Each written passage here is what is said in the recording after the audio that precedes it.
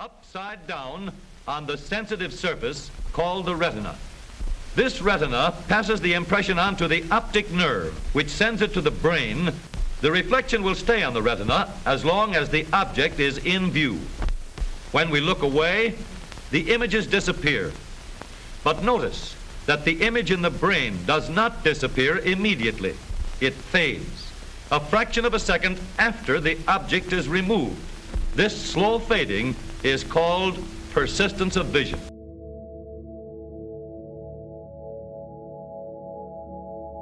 You may or may not have heard of the concept of persistence of vision. If you even have a slight fascination with film, you've likely heard the term invoked and possibly briefly explained. This will cover the concept as well as the lesser-known aspects such as apparent motion, the strobic effect, and beta movement. I'm sorry if this gets a bit dense, but there's a lot of groundwork to cover. So, how do moving images actually work?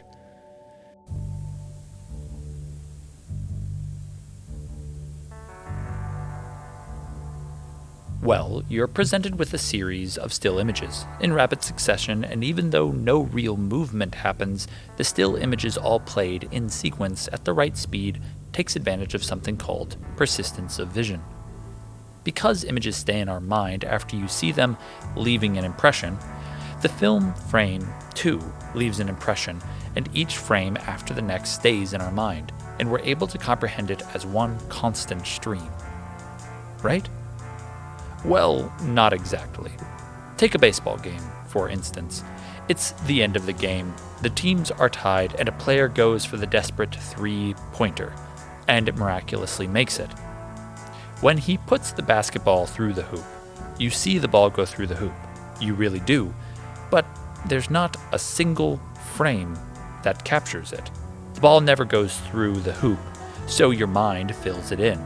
It filled in the movement between the frames. Except, persistence of vision doesn't explain this.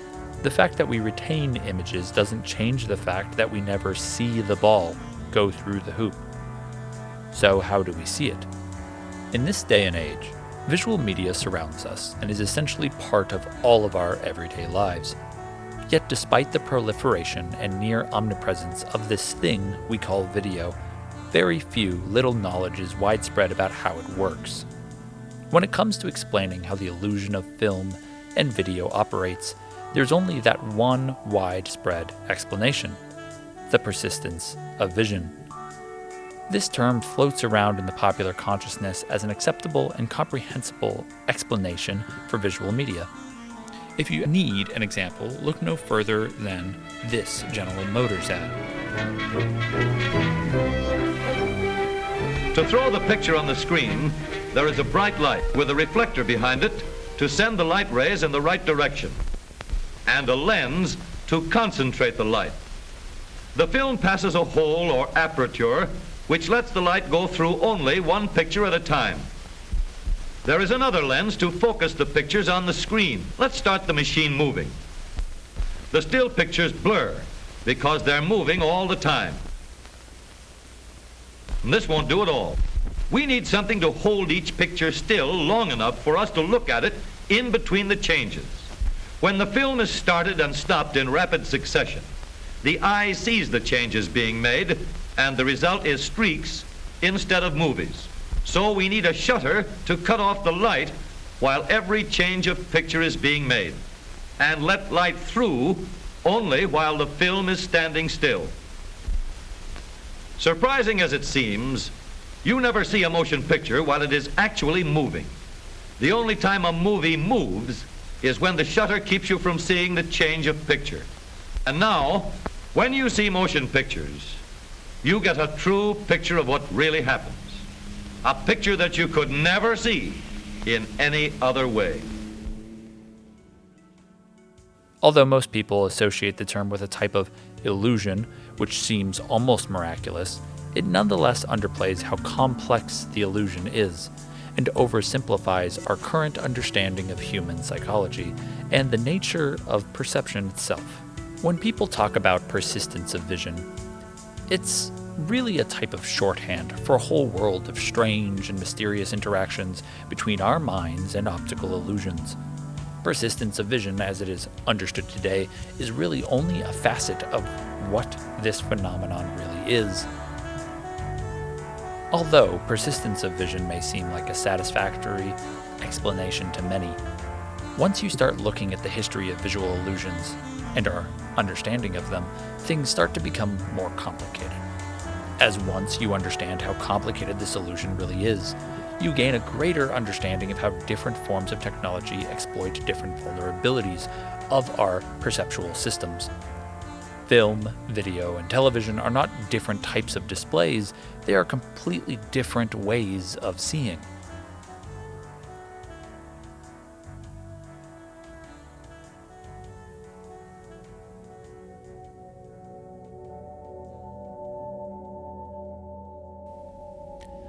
Everyone, it would seem, knows that moving pictures are made by projecting a series of stationary frames on a screen in rapid succession.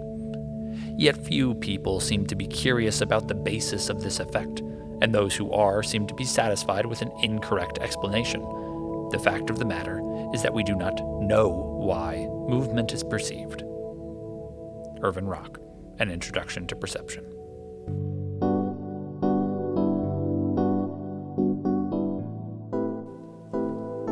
The story of the theory of persistence of vision largely begins with a series of explanations in response for this strange effect by Peter Marc Roget. In 1821, a letter called Account of an Optical Deception was published in the Quarterly Journal of Science, Literature, and the Arts. The author observed that sometimes, when a wheel rotates, the straight fence slats appear to be curved. The illusion, he says, is best observed when the spokes are in dark color and a bright light shines on the wheel. He equates the effect of that of a closed circle of light caused by a luminous object being rotated quickly. If you don't know what he means by this, think of the way that sparklers and fireworks are able to achieve the appearance of a continuous stream of light rather than looking like random particles of light. He claims that both of these optical effects are caused by the way images linger in the retina. From an account of an optical deception, John Murray. The peculiarity of this optical illusion is that the bend of the spokes are consistently convexed downward. The curvature remains the same regardless of whether the wheel is turned towards the right or towards the left of the observer. A specific speed of the wheel is required. The curvature can be seen more completely when the spaces between the spokes, through which one looks at the wheel, are narrow. For the same reason, this illusion is perceived best when the spokes are darker in color or shaded, and when bright light is projected on the wheel. In order to create these appearances, it is crucial that a progressive movement occur simultaneously as a revolving movement. The true reason for this illusion is therefore also the same as the delusion that takes place when one sees a closed circle of light caused by a luminous object being rotated quickly. The impression is that a sufficiently strong beam of light has ascertained enduring effects on the retina. He continues, an impression made by a pencil of rays on the retina, if sufficiently vivid, will remain for a certain time after the cause has ceased. This is considered one of the first accounts of persistence of vision, and for our purposes, the beginning of how this concept intertwines with how we think about cinema. Years later, Peter Marc Roget offered an explanation when reading at the Royal Society on December 9, 1824. He added, "It is also to be noticed that however rapidly the wheel moves, each individual spoke, during the movement it is viewed, appears to be at rest."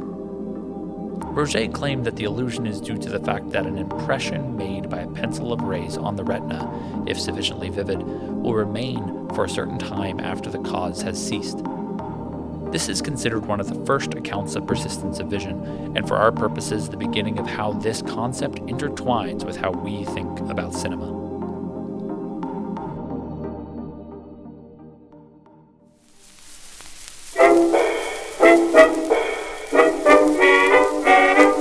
A good place to really start understanding the persistence of vision and related concepts is the pre-cinema invention known as the phenakistoscope, or the stroboscopic disc. This mesmerizing device was one of the earliest examples of moving image illusionism. It was invented by a Belgian physicist named Joseph Plateau, who wanted to demonstrate the ways in which our perception of objects can be manipulated into creating illusions of motion.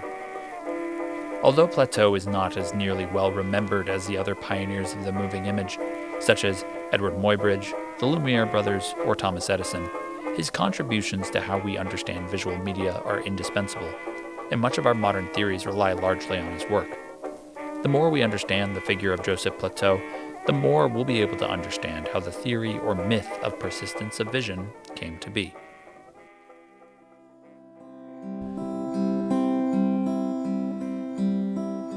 Joseph Antoine Ferdinand Plateau was born in 1801 in Brussels to a well-respected painter, Antoine Plateau. His father encouraged an interest in art, which likely had an influence on Plateau's academic work, which addressed intersections between the artistic and technical. His parents both tragically died when he was young, only 14 years old, and he was sent to live in the countryside to recoup from the loss. At this time, he grew interested in the sciences, and he began a butterfly collection and grew interested in mechanical devices through interactions with his great-uncle, who was a master blacksmith. In this time in the country, he also happened to bear witness to the Battle of Waterloo in 1815. He soon returned to Brussels and returned to school, and at the age of 16 began a lifelong friendship with his math teacher, Adolphe Quetelet. He began attending university in 1822, where he began by studying art, but soon focused on physics and mathematics. He continued his studies while working as a math teacher.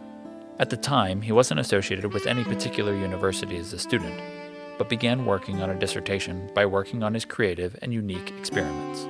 Plateau soon set his dissertation to his close friend and former teacher, Quetelet, whose reaction was full of excitement and approval. He then submitted his dissertation to the University of Liège.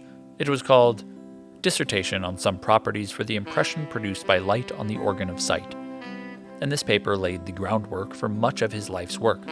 It contained research he had done on the effects of color on the retina and perceived distortions caused by movement. In it, he described an experiment where he stared into the sun for 25 seconds. When, later in his life, he lost his eyesight, he blamed this experiment. He described for the first time the effect of colors on the human retina, their distortion, intensity, and observed colors. He was the first scientist to determine that the duration of an impression on the human retina, from the time it appears until it's barely sensible, lasted up to 0.34 seconds. He also described his research on the geometric superposition of moving curves, the perception and deformation of moving images, and the reconstruction of deformed images, thus laying the foundation for his later development of his phenakistoscope.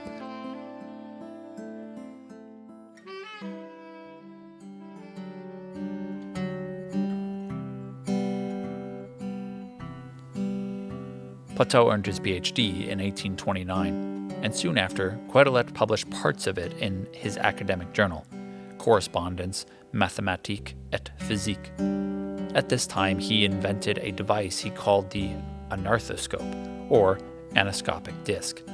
This device utilized anamorphosis, a form of media in which an image is only recognized from a specific vantage point. The device contained an anamorphic picture, which appeared distorted when still, but undistorted when in continuous rotational motion. The project was born out of the mysterious wheel effect observed by Roget. Plateau independently noticed the optical illusion of the motion wheel during his own experiments, and then later read Roget's article. He soon developed his unique anorthoscope, and when showing it to others, he described it as a totally new sort of anamorphosis. He first called it the anorthoscope in a letter to Quetelet. After sending one of the discs to Michael Faraday, a prominent scientist at the time, he said, "It was wonderfully surprised many to whom I have showed it, and they all refused to believe their own eyes, and could not admit that the forms seen are the things looked at." Plateau's invention, which would soon follow, was inspired by an exchange with Faraday. Inspired by Plateau's experimentation with spinning discs, Faraday began building off of his experiments, eventually suggesting a unique viewing method which would prove revolutionary: to view a spinning disk that has irregular slits through those slits while looking in a mirror. This method led to Plateau's most important invention, what many consider to be the first real step towards cinema. While Faraday's experiments involved disks with small cutouts which looked like wheels, Plateau took it one step further and attempted the mirror experiment with a repeated image. He soon began creating short animations, which featured simple, looping motions. After publishing the results of his experimentation, Plateau soon dubbed his invention phenakistoscope, which was inspired by the Greek root word for deceiving and face. Simultaneously inspired by Faraday's experiments, Simon Stampfer developed the stroboscopic disc, which was essentially identical to Plateau's invention, with the exception of some variation utilizing a cylindrical design. Although Plateau was the first to create this illusion, the popular name for the effect would take its name from Stampfer's version, the stroboscopic effect. When these two parallel inventions began being commercially produced, all sorts of variations and knockoffs were developed, and their widespread popularity helped contribute to the birth of a new medium, one based on motion picture illusionism.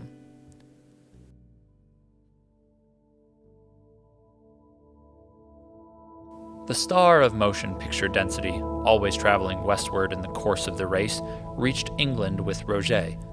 One day, while engaged in his inquiry into the affairs of the external senses, he chanced to glance from his study window to note the approach of a vehicle. It was only a baker's cart, and Roget hurriedly turned back to his papers. But as he turned away, the line of his vision swept past the interferences of the slats of a Venetian blind. Through the slitted apertures, the scientist caught the impression that the cart was proceeding by jerks. He saw it, despite its rapid motion, momentarily at rest in each slit, and through each successive opening, he saw it in a different phase of motion.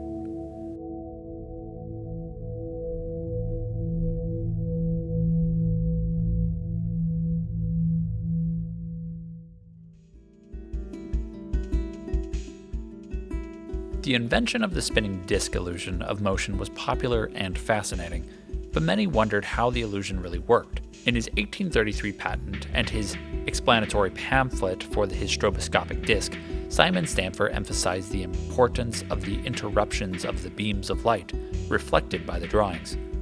While a mechanism would transport the images past the eye at an appropriate speed, the pictures had to be constructed accordingly to certain laws of physics and mathematics. He described the idea of persistence of vision only as the effect that made the interruptions go unnoticed. Here, the after image is not attributed to the quality of perceived motion, but rather simply as the way our mind doesn't notice, or is not bothered by the negative blank space between images. It's important to note that the after image is a retinal phenomena. In overly simplistic terms, it's actual physiological information that your eye is sending to your brain. The brain, of course, also plays some role in perceiving the illusion of persistence of vision, but in an entirely different sense than in how it perceives apparent motion. Similarly, a physician by the name of William Benjamin Carpenter insisted that the illusion was mental rather than retinal. Here, it is clear that it was not the inventors of the discs, nor the scientific contemporaries who invented the myth of the persistence of vision. Rather, they used the term to refer to a specific effect. The mythology, perhaps, then, begins with film historians. Inspired by a misinterpreted quote, Terry Ramsey and Arthur Knight, two film historians, both write of persistence of vision as the founding illusion of cinema, and they attribute the discovery of this illusion to Roget. Referring back to the wheelbarrow illusion, Ramsey in 1926 describes the moment with Roget witnessed the effect as if it were this legendary apple falling on Newton's head. But it was built on a fundamental misunderstanding of Roget's writings. In his article, he speculates that the illusion of the curved wheel spokes is similar to other phenomena, which he described as the illusion that occurs when a bright object is wheeled rapidly around in a circle, giving rise to the appearance of a line of light throughout the whole circumference. If sufficiently vivid, will remain for a certain time after the cause has ceased.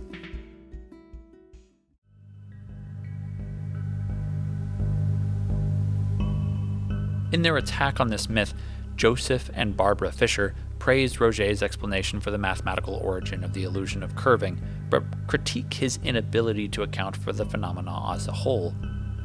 It could not be, as Roget suggests, so simple a process as the fusing of slowly decaying traces upon the retina, for the curved spokes persist even when the eye is moved about over the display. To put the matter another way, when Roget speaks of tracings remaining upon the retina for a sufficiently bright object, he is apparently referring to after images. Yet it is well known that after images, since they are in fact tracings of stimulation left upon the retina, yield stabilized images, an image that is on the retina itself and therefore moves as the eye moves. If after images were involved in the spoke wheel illusion, the results would be a plethora of images resulting from the tracings scattered around the retina according to separate fixations of the eye. This, of course, is not what one sees. What is seen is a single, unified, symmetrical pattern of curved spokes, no matter how one moves his eye about. Thus, we are forced to conclude that while Roget explained very well the mathematical origin of the curves, paths of the stimulus itself, he was unable to account properly for the phenomenal experience as a whole. It is at the level of accounting for human processing for the stimulus array that he falls short. No psychologist today would attempt to explain the phenomena solely in terms of processing occurring at the level of the retina. Unfortunately, modern psychologists have not attempted to explain this phenomenon at all. Direct references to Roget's observation are non-existent in contemporary literature on perception. The phenomenon which he describes has little, if anything, to do with filmic illusion. Roget has described a case in which a series of moving parts results in the perception of a static image. In cinema, a series of static images results in the illusion of motion. Nevertheless, Roget's explanation of an optical deception in the appearance of the spokes of a wheel seen through vertical apertures has been accepted by a generation of film scholars as the valid explanation of the perception combination of successive frames of a motion picture. So even if the myth of persistence of vision was later rejected by psychologists and other scientific fields, the question still stands. What is going on? Why do repeated images at a certain speed under the right conditions create the illusion of motion? Throughout the first decade of the 1990s and into the second, motion picture film was rapidly becoming more widespread, and by 1912, buildings dedicated to showing films were accessible to the public in many major cities. But while the illusion founded upon Watteau's invention was thriving and becoming a whole art form unto its own, some scientists still sought to explain the strange phenomenon, and in fact, to explain some more fundamental things about the operation of the human mind. These men found the Gestalt school of psychology.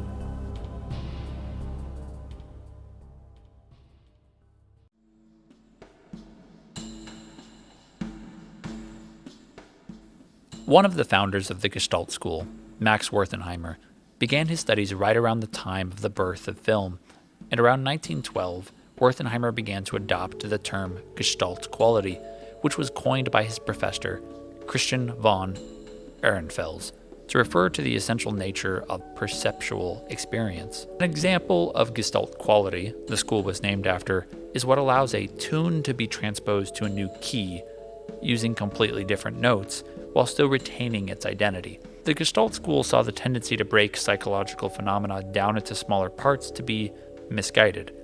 They opposed the then dominant structuralist school of thought, which used an atomicist approach, in which all knowledge, even complex abstract ideas, are built from simple elementary constituents. The Gestalt school of thought considered perceptual experience to be more than the sum of its sensory components. Correspondingly, they insisted that psychologists should study the way perceptual experience appears first as whole, and then can be divided into parts. What is given me by the melody does not arise as a second process from the sum of the pieces as such. Instead, what takes place in each single part already depends upon what the whole is. The alleged evidence for this concept was largely founded on an experiment by Wertheimer, in which he observed objectless motion, or as he dubbed it, phi phenomenon. Wertheimer began experimenting with the projection techniques inspired by the stroboscope and discovered the phi phenomenon. The phi phenomenon, in the broadest possible terms, is a visual illusion in which a stationary object appears to move when presented in a rapid sequence. The illusion has been described as a disembodied perception of motion, or a diffuse, amorphous shadow-like something seems to jump in front of the stimuli and occlude them temporarily. Gestalt psychologists believed that the apparent motion in the phi phenomenon is due to an electrical charge passing across the brain, giving a sense of movement. This idea, and the simple design of experimental apparatus to test it, led to the scientific research into visual perception.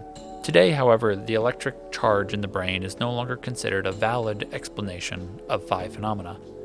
Scientists do not yet fully understand what causes the illusion of apparent motion, with beta movement or phi phenomenon. Still, most theories involve a physiological rather than psychological explanation, and have to do with the various ways the brain and optic nerves communicate. It is important to understand what this effect is, as it is often misused as a synonym for beta movement, which is a separate yet similar phenomenon. But because the viewer also perceives two distinct lines and not the continuous motion of objects, it is considered to be a separate phenomenon. Ultimately, the phi phenomenon didn't end up affecting the history of film as much as it did the history of psychology, as it initiated a shift in the way perception was studied.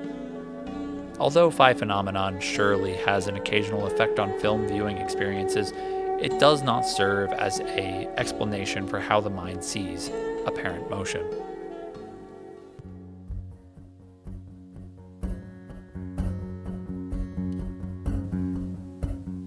Although the phi phenomenon remains largely unexplainable, one model for the human mind is able to account for the illusion: the Hassenstein-Reichardt model. In a series of experiments by two scientists named Bernhard Hassenstein and Werner Reichardt, measured the visual reflexes, or optomotor response, of a beetle. This response is the animal's tendency to follow the movement of the visual surround to compensate for its mistaken perception of self-motion in the opposite direction. The beetle was glued to a rod, so it could not move its body, head or eyes relative to the surround, but could express its behavior at decision points by rotating a Y maze globe under its feet. The results led to the development of a model for motion detection that became known as the correlation type motion detector.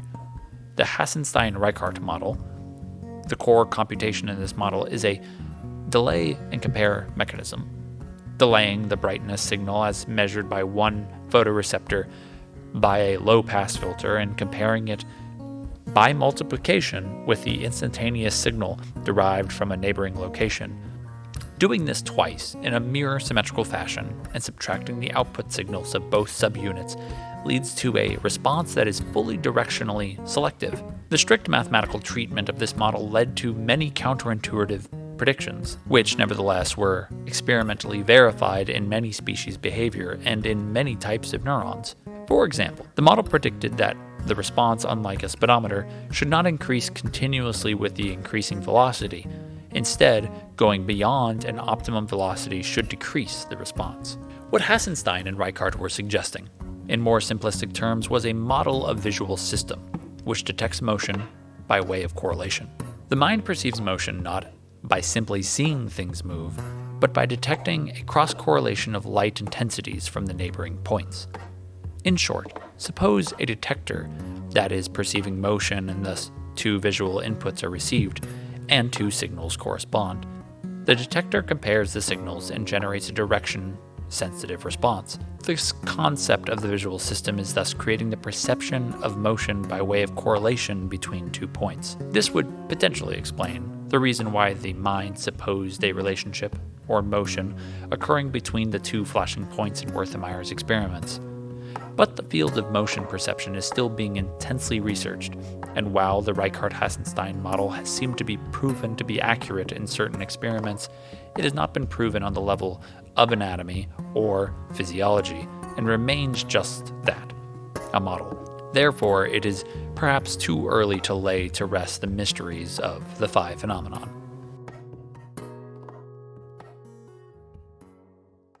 So, just to catch up, when the human eye is exposed to a series of images with strobing light at a frequency of 60 flashes per second, the mind utilizes something called persistence of vision to essentially remove the strobe effect from your vision. But this technique could just as easily be the appearance of a perfectly still image as an apparently moving one. So, what is the other thing which appears to make it move?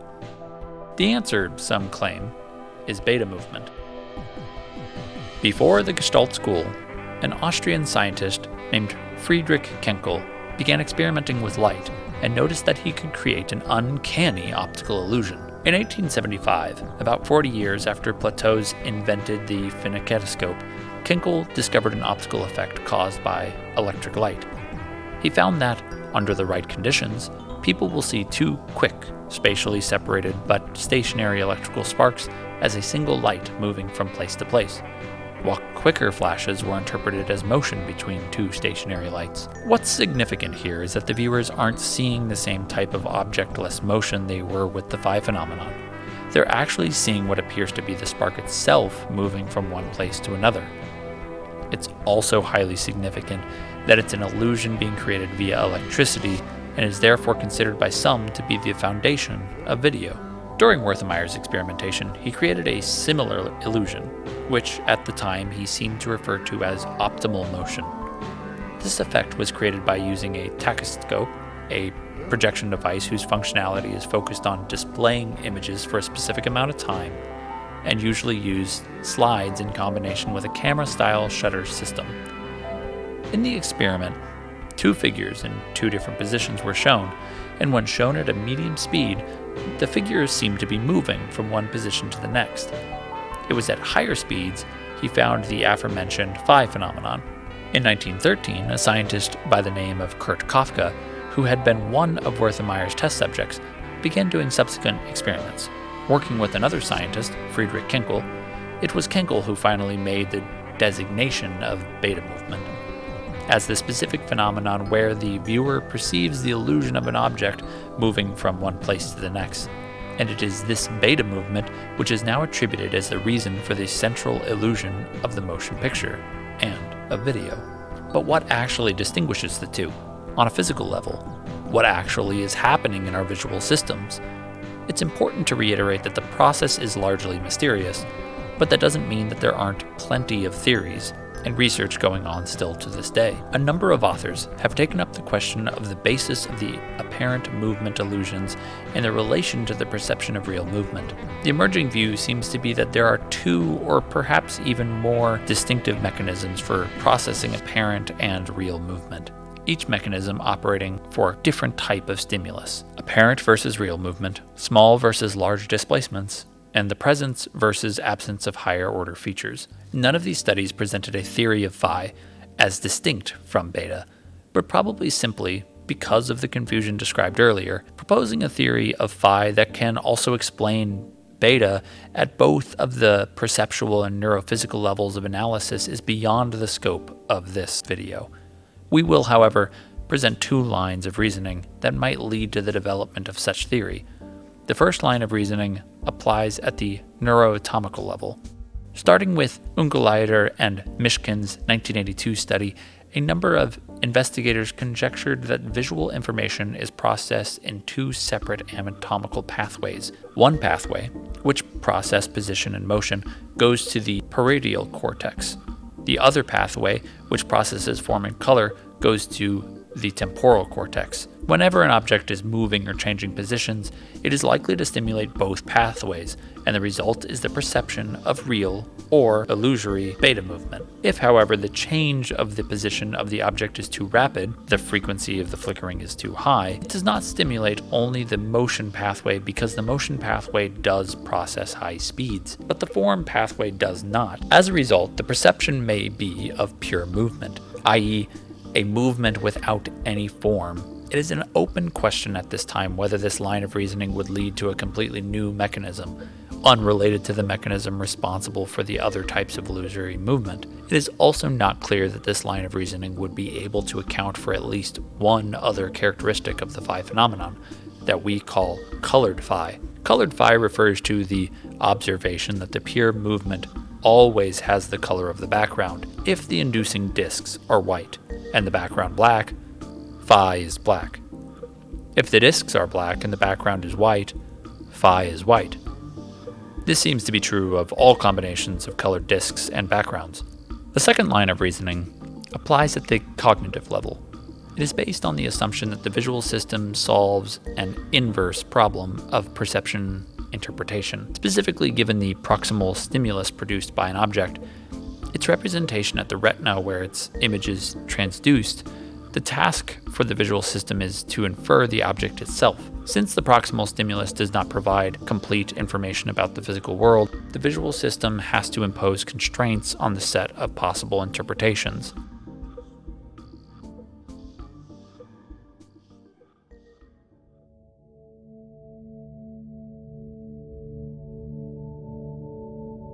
In a follow-up to their landmark paper called The Myth of Persistence of Vision Revisited, from 1993, Joseph Anderson and Barbara Fisher write, "We read a student paper, and we cringe. We attend the lecture of a seasoned film scholar, and we cringe. We cringe not because they have chosen to perpetuate the notion that the persistence of vision, but they apparently, even at this late date, do not understand its implications. By this time, most film scholars seem to have heard that the term persistence of vision is inadequate. Why are film people so reluctant to let go of this notion?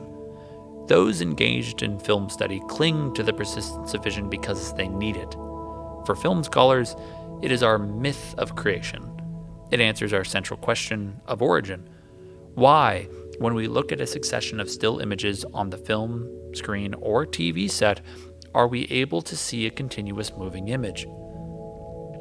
We answer, persistence of vision. Persistence of vision is the same name given to the miracle by which the silver halide dust of photography is transformed into palpable, living motion. And just as the story of Adam and Eve explains not only the mechanisms by which people originated and reproduced, but also the relationship of human beings to God, the myth of creation for the motion picture explains not only the mechanism for the origin of motion, but the relationship of the film to the viewer.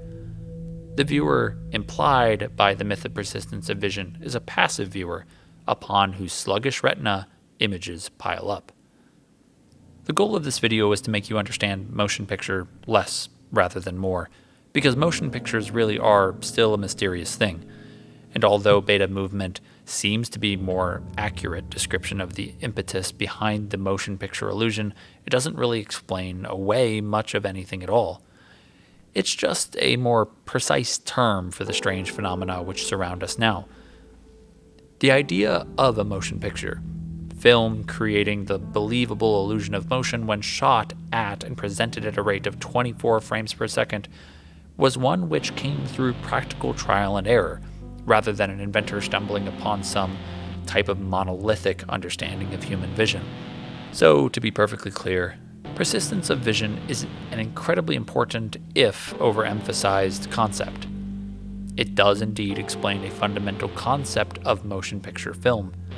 The shutter in a film projector which covers the screen in darkness while one frame is out of place, while transitioning to the next, is a totally unnoticeable to the human eye. This is due to persistence of vision. Persistence of vision probably impacts your daily perceptual experience in ways one doesn't really make note of. But digital video really doesn't make much use of it, as there is no shutter and no need to fill the screen with darkness while moving from one frame to the next. Nowadays, frames are represented by data, which tells machinery how to arrange the lights in patterns which resemble said frame. Then the data simply tells the machinery what lights need to be changed to represent the next frame. So video really solely relies on beta movement to achieve the effect of motion picture illusion, which means beta movement is all around us. Yet still, it seems as if we have a long way to go before we can obtain a comprehensive knowledge of this phenomenon. I think there's a bit of a wider lesson to be learned here. We humans fancy that we've created a piece of technology that we have, in some ways, mastered the phenomenon which the technology exploits. But in reality, an invention can be created with some knowledge and can easily inspire some more, without the inventor really ever picking up on the true understanding along the way. Technology, more than anything else, is centered around usage, and if we can get usage out of the motion picture medium, we will. We won't wait to truly understand it before we use it. I think a similar analog can be found with artificial intelligence. We'll keep improving this technology until it's supremely usable, and a century later, there will be some people trying to wrap their heads around really understanding how it works. Maybe we should try to understand the things we use a bit more before we use them, down to the physics. Or maybe we should try to be more honest with ourselves. We're seeing if things work first and trying to understand them second. And the understanding part takes far longer. Ultimately, it's important to remember that our ways of trying to understand things is based off of effectiveness and usage. And truly understanding something beyond its usage is likely an experience few human beings ever have.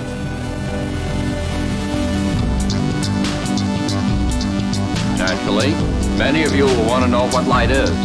You probably feel that if you know what light is, you can tell what it will do. But this is not the way to start the study of anything. What you should do first is to find out how light behaves. As you learn how it behaves, you will gradually form a concept of what light is.